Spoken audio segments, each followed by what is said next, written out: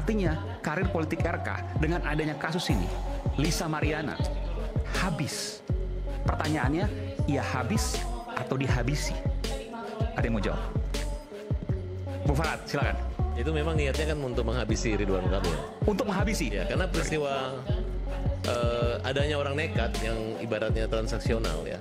Kemudian mereka melakukan perang media sosial, kemudian sampai mengajukan konferensi pers dengan menunjuk pengacara gitu. Agak aneh aja menurut saya, makanya saya nasihati lawyer-lawyer. Dalam kasus asusila atau kaitannya dengan ibaratnya prostitusi lah kira-kira begitu. Iya. Ya harusnya kan pembuktian dulu gitu. Dan tidak secara vulgar untuk mempermalukan. Karena Pak Ridwan Kamil ini adalah orang yang berpengaruh dan mantan gubernur, mantan wali kota ya. Nah kemudian mereka dengan menuduh hanya untuk mempermalukan aja gitu. Makanya saya bilang kok berani banget. Tapi kan ada pertanyaan juga dari publik. Perlawanan dari Ridwan Kamil seolah nggak ada. Jangan-jangan ini benar. Kan itu pertanyaan publik. Ya kita lihat kok bahwa perkara-perkara begini ini kan kalau makin dilawan kan makin viral kan mereka untuk mempermalukan. Tidak ada untungnya gitu. Diam.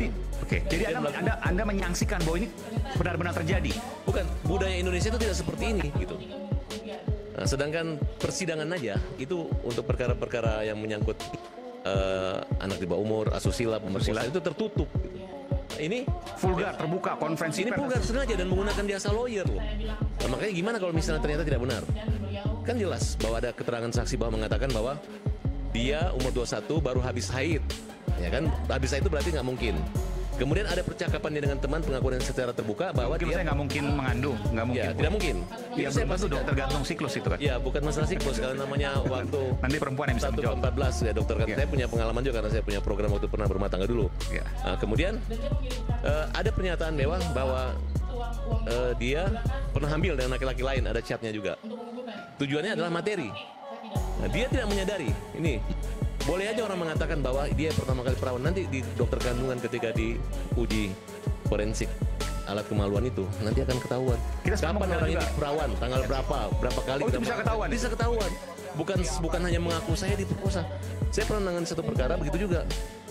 Jadi nggak sembarang mengaku bahwa saya pertama kali ketemu dengan Pak RK dalam keadaan perawan. Tidak pernah dengan yang lain. Ya, kemudian menawarkan pakai kondom. Mana ada perawan? Ya, maaf ya. Mana ada seorang perawan bukan melakukan praktek tiba-tiba mau mengatakan pakai alat pengaman gitu. Nah oleh karena itu dalam perkara ini jangan khawatir. Di negara sebelah juga Perdana Menterinya pernah dipenjara maka di proses sidang dituduh sodomi tapi ternyata tidak terbukti dan bebas. Anda menilai bahwa pembuktian Lisa Mariana nanti akan sulit? Ya Lisa itu kan sudah punya suami. Lisa udah punya suami? Udah punya suami, udah punya anak lagi gitu. Oh, sekarang makanya saya minta tolong hadirkan suaminya Lisa, hadirkan. Apa motivasi di sini? Kalau dia sebagai orang tua atau bapak baru daripada anak-anaknya Lisa tidak mampu dan tidak mau membiayai anak ini, jangan dia saudaraan istrinya menggunakan pengacara kemudian menggunakan media massa. Apa kaitannya suami-suami kan setelah kalau menurut keterangan Lisa nih ya, setelah punya affairs dengan RK menurut keterangan Lisa, kan begitu? Enggak, Lisa ini katanya udah punya anak, tapi dia menikah dengan seorang seniman pembuat tato. Ada kan suaminya? Ada anak lagi gitu. Berarti dia sekarang berumah tangga dalam keadaan normal. Ya, sekarang. Ya. Kalau saya jadi suami yang baik, benar, jika istri saya ngaku bahwa anak yang dibawa itu adalah anak pejabat gitu, saya marah. Apalagi digebor-geborkan. Itu kan tanggung jawab bapak sambungnya gitu. Ini diam gitu. Jadi menurut saya ada konspirasi antara suaminya dengan istrinya, termasuk dengan lawyer-lawyer ini gitu. Entah itu apakah motivasinya uang atau untuk menghabisi RK secara politik? Motivasinya adalah uang. Kalau memang dia serius ya, mau triates DNA, dia laporkan aja pidana. Apa? Perbuatan cabul, umpamanya. Atau prostitusi, mana germonya? Silakan, belum daluarsa kok. Nah, tapi karena memang yang namanya hubungan suka sama suka itu kan tidak dilarang. Nah, kalau dia memang jual diri, yang namanya orang jual diri itu, ya udah transaksional selesai. Bukan tiba-tiba mengaku hamil dan menuntut orang yang menggunakan jasa itu untuk mempertanggungjawabkan sebagai ayah gitu. Nah ini terjadi karena kebetulan Pak Ridwan Kamil orangnya kan jarang dengan perkara yang seperti gini. Mungkin dia tidak berpengalaman menghadapi karena mau baik buruk begitu adalah wanita yang nekat mengatakan ini anak lu, dia nggak bisa jawab, tetap orang mengatakan benar gitu. Awalnya saya sih berpikir saya benar. Begitu saya lihat pernyataan dia umur 21 habis haid langsung berhubungan. Nggak masuk akal itu. Ya nggak masuk akal gitu. Jadi kalau dia memang nakal, ya nakal aja. Dan itu adalah sanksi moral sosial dan diakui kok di Indonesia. Lu nikah di luar nikah, ya anaknya bukan tidak berhak mendapat pendidikan, bukan tidak berhak mendapat kehormatan, tetap. Walaupun memang ada putusan MK menyatakan hak keperdataan itu bisa dibuktikan. Jadi kalau tanyakan bahwa anak itu ada anak RK, Anda meyakini bukan? Sampai sekarang itu bukan anak RK. Kenapa Anda punya keyakinan Karena seperti RK itu? bukan suami dari Lisa, baik secara siri maupun secara KUA. Bagaimana mengaku itu anak? Kan tes DNA nanti bisa bicara lain.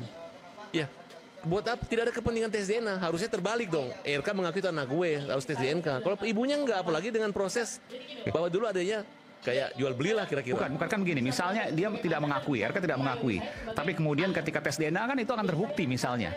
Ya, Ataukah tidak terbukti, nanti kita nggak tahu. Ya buat apa? Kalau saya juga kalau ada 5.000 orang mengaku DNA, apa saya nggak mau juga. Kecuali mamanya nih pernah terjadi perbuatan apa, ada pidananya, kemudian dilaporkan. Nah, untuk membuktikan itu harus itu atas perintah penyidikan.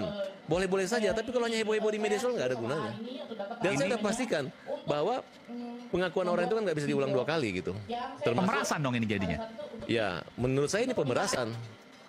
Anda menduga ini Baik, pemerasan? pemerasan, karena dia pernah menerima uang gitu. Kalaupun Pak Ridwan Kamil pernah memberi uang kepada wanita ini, ya mungkin karena dia sebagai gubernur dan dia mungkin ditipu, bilang dia masih mahasiswa, ternyata tidak digunakan untuk sekolah, dan itu tidak ada kaitannya dengan anak itu. Dan biasanya daripada ribut, mungkin dia pernah, ya namanya orang hilaf kan, saya tidak membantah kan nama hubungan pribadi, tapi sepanjang tidak ada bukti, tidak ada saksi, tidak bisa dia mengaku bahwa aku pernah tidur 2 kali begini, nggak bisa gitu. Nanti dia ketika dia diperiksa, dites sama dokter ahli, nanti ketahuan kok dia perawan usia berapa, ketahuan. Oh, itu bisa kelihatan. Pasti ketahuan. Dan bisa ketahuan dia minggu lalu habis berhubungan dengan laki-laki ini, kalau misalnya dia mengatakan ini masih bisa ketahuan. Karena satu kasus saya dulu nggak percaya. Dalam rentang seminggu bisa? Bisa ketahuan dari kapan lecetnya, seminggu ini ketahuan sama dokter ahli. Sampai berapa waktu ke belakang itu bisa dilihat oleh dokter ahli? Sampai pertama kali dia perawannya umur berapa? Oh, itu bisa di-trace semua? Ya orang meninggal aja Rekam berapa jam jejaknya. sebelum bisa dihitung kok sama mereka, apalagi hanya cuma selaput gitu. Anda yakin itu? Itu bisa? Yakin, bukan hanya keriput yang punya usia, selaput juga punya usianya gitu. Oke, luar biasa.